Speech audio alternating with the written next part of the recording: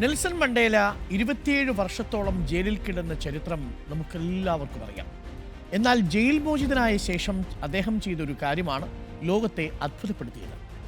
1994 Nelson Mandela ദക്ഷിണാഫ്രിക്കയുടെ പ്രസിഡന്റായി അധികാരമേറ്റെടുക്കുന്ന ദിവസം ചടങ്ങിന് സാക്ഷ്യം വഹിക്കാൻ ലോക നേതാക്കളും രാജാക്കന്മാരും വമ്പൻ വ്യക്തികളും എത്തിയിട്ടുണ്ട്.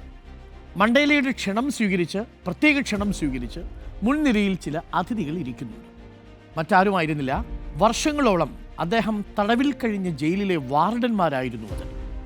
പലരും മണ്ടേലയോട് ചോദിച്ചു, താങ്കളുടെ യൗവനം മുഴുവൻ ജയിലിൽ ഇല്ലാതാക്കിയവരോട് എങ്ങനെയാണ് ഇത്രയും ക്ഷമിക്കാൻ സാധിക്കുന്നത്? അതിന് മണ്ടേല നൽകിയ മറുപടി ഇതായിരുന്നു: ഞാൻ ജയിലിന് പുറത്തേക്ക് കടന്നപ്പോൾ എൻ്റെ മനസ്സിലെ ദേഷ്യവും വെറുപ്പും അവിടെ തന്നെ ഉപേക്ഷിച്ചില്ലായിരുന്നെങ്കിൽ ഞാൻ ഇപ്പോഴും ആ ജയിലിനുള്ളിൽ തന്നെ ആകുമായിരുന്നു. ദക്ഷിണാഫ്രിക്കയുടെ വിമോചനം സാധ്യമാക്കിയ നെൽസൺ മണ്ടേലയുടെ ഓർമ്മദിനമാണിന്ന്. നെൽസൺ മണ്ടേലയെക്കുറിച്ച് ഓർമ്മിക്കുമ്പോൾ ഗാന്ധിയെക്കുറിച്ചും ഗാന്ധി ജനറലിസ്റ്റ് മഡ്സിന് കൊടുത്ത ആ ഒരു ജോഡി ചെരുപ്പുകളെക്കുറിച്ചും നമ്മൾ ഓർമ്മിച്ചു പോകണം.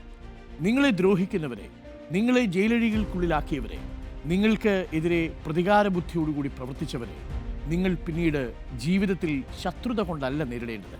അവരെ ജയിക്കാൻ നിങ്ങൾക്കൊരൊറ്റ ആയുധമേ ഉള്ളൂ. നെൽസൺ മണ്ടേലയ്ക്ക് അവരോടുള്ള കരുതലായിരുന്നെങ്കിൽ ഗാന്ധിക്ക് 2 ജോഡി പാദുകം ജനറലിസ്റ്റ് മഡ്സിന് സമ്മാനിക്കലായിരുന്നു.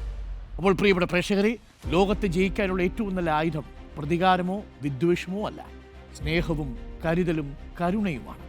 2013 ഡിസംബർ 5 മണ്ടേല ഈ ലോകത്തോട് വിട പറഞ്ഞത്.